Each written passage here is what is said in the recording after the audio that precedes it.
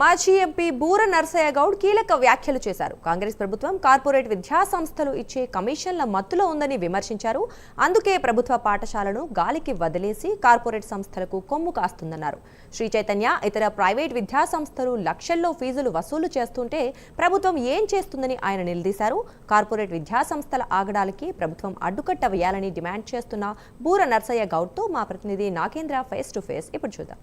Academic year ప్రారంభమవుతుండడంతో corporate విద్యా సంస్థలన్నీ కూడా దోచుకోవడానికి సిద్ధమవుతున్నాయి. ముఖ్యంగా ఒక్కొక్క కార్పొరేట్ సంస్థ విద్యార్థుల నుంచి 3 నుంచి 5 లక్షల వరకు కూడా ఫీజులు వసూలు చేస్తున్నాయి. అంతేకాదు అనుమతులు లేకుండానే వందల సంఖ్యలో హైదరాబాద్ అనే కాదు తెలంగాణ రాష్ట్ర వ్యాప్తంగా కూడా అనేక బ్రాంచ్లు నడుపుతున్నటువంటి పరిస్థితి. ప్రస్తుతం దీనిపైన ఇప్పటివరకు ప్రభుత్వం కానీ అదేవిధంగా విద్యాశాఖ కానీ ఎటువంటి చర్యలు తీసుకోవడం లేదు. ఫీజు రెగ్యులేషన్ చట్టాలు ఉన్నా సరే వాటిని అమలు చేయలేనటువంటి పరిస్థితి. ప్రస్తుతం ఇదే అంశం పైన మనతో మాట్లాడేందుకు బీజేపీ మాజీ ఎంపీ బూర నర్సయ్య గౌడ్ గారు ఉన్నారు. మాట్లాడించే ప్రయత్నం చేద్దాం.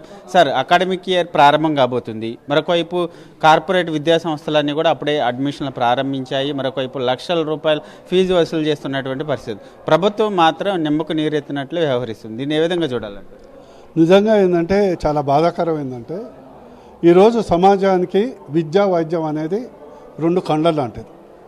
పేద మధ్య తరగతికి ఏమి ఇవ్వకున్నా కూడా విద్యా వైద్యం నాణ్యమైన వైద్యం ప్రభుత్వం ద్వారా ఇవ్వగలిగితే, ఎఫోర్డబుల్ ఎడ్యుకేషన్ ప్రైవేట్లో ఇవ్వగలిగితే అదే పెద్ద ఘనకార్యం.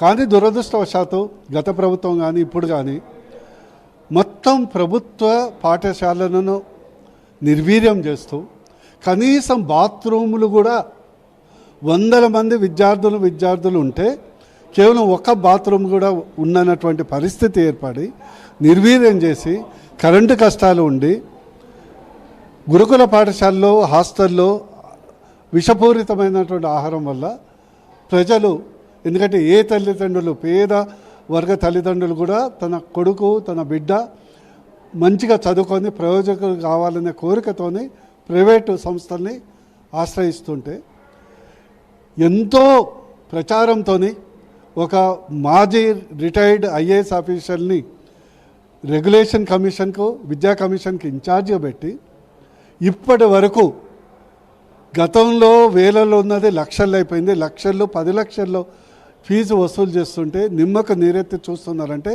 100% కార్పొరేట్ విద్యా సంస్థలు ఇస్తున్నటువంటి కమిషన్ల కక్కుర్తుబడి ఈ ప్రభుత్వం చూసి చూడనట్లు వాటిని అమలు చేస్తుంది. అదేవిధంగా ఎంతో ఘనతంగా చెప్పే ఏదైతే ఎడ్యుకేషన్ యాక్ట్ ఏదైతే ఉందో 25% common best available schools SC ST విద్యార్థులకు మరియు పేదలకు ఇవ్వాలను, దాన్ని కూడా ప్రైవేట్ కాలేజీలు స్కూల్స్ ఈరోజు మేము ఇవ్వము, మేము చేర్చుకోము, ఏం చేసుకుంటే చేసుకోవచ్చని ప్రభుత్వాన్ని నిలదీస్తున్నారంటే ఈ ప్రభుత్వం మొత్తం కమిషన్లకు కక్కుర్తుబడి ప్రజలు పేద మధ్య తరగతి వర్గాల ప్రజల గోసదీస్తుంది. ఇప్పటి వరకు 8,500 కోట్ల ఫీ రియంబర్స్మెంట్ బకాయిలు ఉండటం వల్ల పిల్లలు ఎగ్జామ్స్కి అపియర్ అవుతుంటే యాజమాన్యాలు కనీసం సర్టిఫికేట్లు ఇవ్వకుంటే పేద పిల్లలు వాళ్ళ తల్లిదండ్రులు ఆస్తులు మంగళసూత్రాలు అమ్ముకొని ఫీజులు కడుతున్నారు. ఈ యొక్క పాపం కాంగ్రెస్ ప్రభుత్వాన్ని మూటగట్టుకుంటుందని మేము తెలియజేస్తున్నాం. ముఖ్యంగా నగరంలో ఎక్కడ చూసినా సరే అనుమతులు లేనటువంటి బ్రాంచ్లు, ఎటువంటి పర్మిషన్ లేకుండానే సముదాయాల ఒక ప్లే గ్రౌండ్ ఉండదు, ఫైర్ సేఫ్టీకి సంబంధించినటువంటి రూల్స్ ఏం లేకుండానే వందల సంఖ్యలో శ్రీ చైతన్య లాంటి కార్పొరేట్ సంస్థలన్నీ కూడా బ్రాంచ్లు నడుపుతున్నాయి. ఎందుకని పర్మిషన్ లేకపోయినా వాటిపైన ఎందుకు చర్యలు తీసుకోవడం లేదంటారు? అసలు ఖచ్చితంగా మీకు స్పష్టంగా అనిపిస్తుంది కదా. ఇప్పుడు ఒక స్కూల్ పెట్టాలంటే కొంత norms, building size, safety, play grounds అనేవి సేఫ్టీ నామ్స్ ఉంటాయి. వీళ్ళకి ఒకటే నామ్, మీరు ఎక్కడైనా పెట్టుకోండి, పర్ స్కూల్ మాకు ఎంత ఇస్తారు అనేది ఒక రెగ్యులేషన్. అందుకొరకు విచ్చలవిడిగా అసలు అడిగే దిక్కు లేదు, అడిగినా పట్టించుకునే దానం లేదు. ప్రజలు గమనిస్తారు. ఇప్పటికే ఈ ప్రభుత్వం అన్ని రంగాల్లో విఫలమైంది.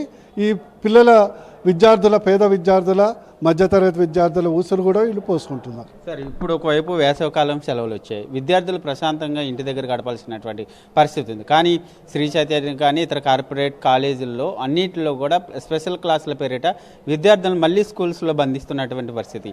ఇంటర్మీడియట్ బోర్డు కానీ అదేవిధంగా విద్యాశాఖ కానీ ఏ శాఖ కూడా కాలేజీలను విజిట్ చేస్తున్నటువంటి పరిస్థితి లేదు, వాళ్ళపైన చర్యలు తీసుకుంటున్నటువంటి పరిస్థితి. మీరేం చెప్తారు, ఏం డిమాండ్ చేస్తారు? నేను ఇప్పుడే చెప్పాను కదండి, వీళ్ళకి ఒకటే రెగ్యులేషన్, ప్రతి కాలేజ్ నుంచి ఎంత పిండుతాం, ఎంత కమిషన్ ఇస్తారు. ఎందుకంటే పిల్లలకి ఏంటంటే సైంటిఫిక్గా మధ్యలో 1 month అట్లా గ్యాప్ వచ్చినప్పుడు ఒక మానసికంగా ఇంటలెక్చువల్ డెవలప్మెంట్ అనేది ఉంటుంది.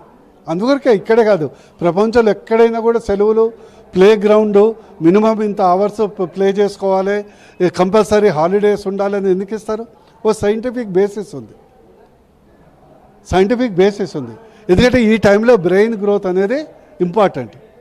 బ్రెయిన్ గ్రోత్కు ఈ సెలవులు అనేది మల్టీ యాక్టివిటీస్కు పనికొస్తుంది, అది తర్వాత చదువుకు కూడా పనికొస్తుంది అనేది. కానీ దురదృష్టవశాత్తు దీని అన్ని కమిషన్ల కక్కుర్తిపడి వీటన్నిటి తొంగలు తొక్కటం మేము తీవ్రంగా ఖండిస్తున్నాం. ఈ ప్రభుత్వం ఇప్పుడు మాత్రం ఇదే కాంగ్రెస్కు తెలంగాణలో ఆఖరి ప్రభుత్వం, బీజేపీని రానియటం కాదు, ఇంకా 100 సంవత్సరాలు మన కాంగ్రెస్ను తెలంగాణలో కానీ తెలుగు రాష్ట్రాల్లో కానీ అడుగుపెట్టనియరు.